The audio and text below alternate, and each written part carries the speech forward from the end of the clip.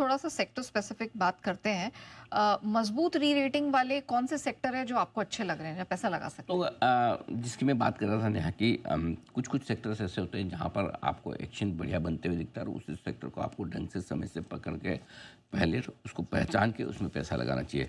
For example railway stocks, defence stocks में हमने बहुत समय से पहले बहुत अच्छी तेज़ी की बात की। कई सारे पीएसयू स्टॉक्स जिसमें लोगों के अनाप शनाप पैसे बने।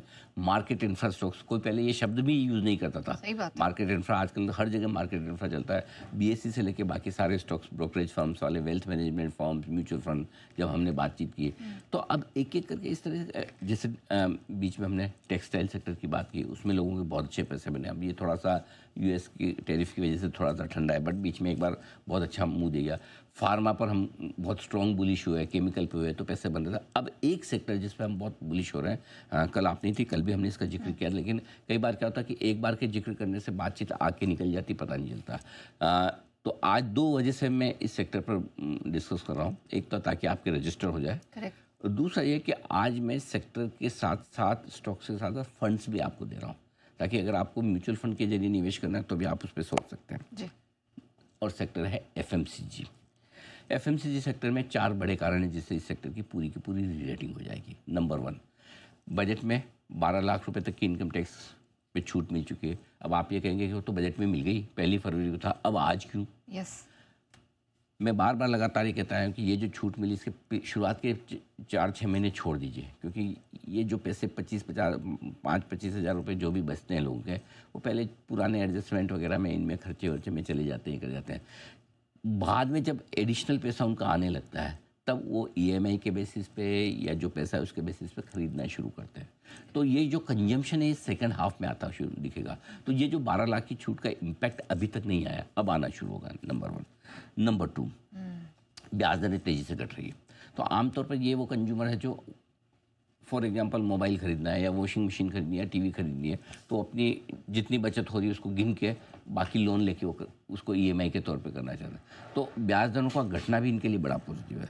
तीसरी चीज़ है, मानसून बहुत अच्छा है। जब मानसून अच्छा हो तो रूरल कंजम्पशन और बाकी जगह पे आपको थोड़ा सा कंफर्ट आ जाता है, और एफएमसीजी कंपनियों के लिए तो बहुत अच्छा संकेत है ये। और चौथी चीज़ है, जीएसटी में जो बड़ी राहत मिल सकती है, बड़ी नहीं, हाँ बड़ी राहत जो मिल सकती है, ये बड़ी राहत बहुत काम की है इनके लिए। ठीक है ना? क्यों? क्योंकि अगर आज आप सिंपल सी चीज़ है, कोई भी अगर आप एक वॉशिंग मशीन खरीदने जा रहे हैं, 28 के बजाय 18% जीएसटी लगता है, 10% की बचत। क्योंकि आप देखिए, मिडिल क्लास आदमी एक कोई भी वाइट गुड खरीदने जाता है, मिक्सर भी खरीदेगा 1000-2000 का, तो 5 शोरूम पे जाके देखेगा करेक्ट। कि भाई मुझे 200 रुपये सस्ता कहाँ मिल सकता है, 100 रुपये सस्ता कहाँ मिल सकता है, वॉशिंग मशीन 500 रुपये सस्ती कहाँ मिल सकती है। करेक्ट। सो ये जीएसटी की जो राहत है ये बड़ी है, इसमें कोई डाउट नहीं। Correct. थोड़ा कंजम्पशन बूस्ट करेगी तो हमें लगता है। अच्छा हुआ ये कि पहले ऐसा लगा था जब 12 लाख का ये आया था, उस समय बजट के वक्त थोड़े से चले थे शेयर 2-4 दिन और फिर ठुस हो गए। लेकिन मुझे लगता है अब ये जो सारा मैक्रो एनवायरनमेंट जो बन रहा है और उसके साथ ये जीएसटी कट है, इस सेक्टर की रीरेटिंग करेगा, ये कंजम्पशन को बढ़ाएगा। लोअर एंड वाला कंजम्पशन है ना जो इनका बढ़ने वाला है, और इस लिहाज से यहाँ पे एक बहुत बढ़िया एक्शन। कल हम आस्क ऑटोमोटिव के मैनेजमेंट से बात कर भी रहे थे, तो उनका कहना भी था कि आप एकदम सही सजेशन देते हैं, सुझाव देते हैं। जीएसटी का आपने कैसे सोचा? मैंने कहा सिंपल सी चीज़ थी, कॉर्पोरेट का टैक्स ऑलरेडी 25% हो गया, वहाँ गुंजाइश है नहीं। लोअर लेवल पे जो 12 लाख तक की टैक्स फ्री इनकम कर दी गई, वहाँ गुंजाइश है नहीं, तो बचा क्या देने के लिए? जीएसटी का कट ही है। हाँ, एक चीज़ और बची है जो इवेंचुअली देना चाहिए और कभी न कभी देंगे, और वो ये कि इंडिविजुअल की जो हाईएस्ट टैक्स स्लैब है, अब उसको भी 25% पे ले आना चाहिए। होगा क्या, उसका मज़ा देखिए। अभी लोअर लेवल का कंजम्पशन आ रहा है, फिर ऊपर से डिस्क्रिशनरी कंजम्पशन आएगा, हायर एंड वाला। अभी लोगों को साबुन, शैम्पू ये सब खरीदने हैं, है ना, साइकिल खरीदनी है, थोड़ी बाइक्स खरीदेंगे, मोबाइल। उसके बाद जो लग्जरी आइटम में बड़ी गाड़ियाँ, बड़े उस कंजम्पशन की भी ज़रूरत है। अल्टीमेटली टैक्स कलेक्शन वहाँ से आता है, वहीं से आता है। हाँ। राइट। और वो हायर स्लेब वाला टैक्स कलेक्शन है। जो सिन गुड्स जितने भी आपके 40% वाले, लोगों को सिन गुड्स खरीदने के लिए तो पैसा दो। तो मुझे लगता है कि लास्ट काम वित्त मंत्री जी अगर कर दे कि जो हाईएस्ट टैक्स स्लैब है उसको भी 25% पे ले आए। करेक्ट। मैं बताऊँ गजब, मतलब इसको पता क्या हो जाएगा आप सोच नहीं सकते हो। Unbelievable consumption. अल्टीमेट हो जाएगा, बिल्कुल। होगा। तो क्या है कि और दूसरा है कि बहुत ज़्यादा टैक्स होने से लोग टैक्स चोरी भी करते हैं, काफ़ी कुछ पैसा विदेशों में भी चले जाता है, लोग वहाँ पे बिजनेस ढूंढने की कोशिश करते हैं। हमारा पैसा हमारे ही देश में रहे, करेक्ट। हमारे ही काम आए, ये इंपॉर्टेंट है। ऑलराइट सर, आपने कुछ म्यूचुअल फंड्स का भी जिक्र किया था, ये कंजम्पशन से रिलेटेड, वो कौन से हैं? बिल्कुल, कंजम्पशन से जुड़े म्यूचुअल फंड्स में 4 फंड आपको दे रहा हूँ। इसके अलावा भी आपको एफएमसीजी से जुड़े जो कोई फंड पसंद हो तो वो आप ले सकते हैं। एचडीएफसी म्यूचुअल फंड, इसका एचडीएफसी का नॉन सिक्लिकल कंज्यूमर फंड है। ये आप यहाँ पर आप निवेश करने के बारे में सोच सकते हैं। बस इसमें यही कि ये नया फंड है, बहुत पुराना नहीं है। इसमें ट्रैक रिकॉर्ड 1 ही साल का है, बट परफॉर्मेंस पहले साल में बहुत बढ़िया आई है। 4%, 4.5% के आसपास रिटर्न हुए। एसबीआई कंजम्पशन अपॉर्चुनिटीज़ फंड है, 3000 करोड़ से ज़्यादा का एयूएम है, 5 साल का ट्रैक रिकॉर्ड अच्छा है, 26% के रिटर्न का। कोटक कंजम्पशन फंड भी थोड़ा सा नया वाला फंड है, और लेकिन यहाँ की फंड की परफॉर्मेंस बढ़िया है। 1 साल में 7% के आसपास की और 1400 करोड़ के आसपास का एयूएम है। और आदित्य बिरला सन लाइफ कंजम्पशन फंड है एक और, जो 6000 करोड़ से ज़्यादा का, मेरे ख्याल से हाईएस्ट एयूएम वाला यही फंड है।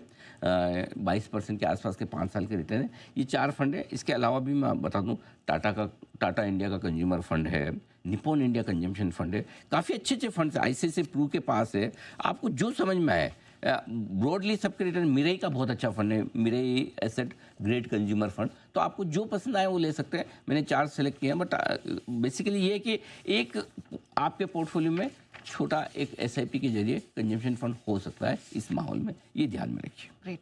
अच्छा सर, ये रिटेल के लिए इंडिया सीमेंट्स का ओएफएस आज से खुल रहा है। बिल्कुल, बिगुल स्टॉक ऑफ द डे का। ओके, चलिए बिगुल।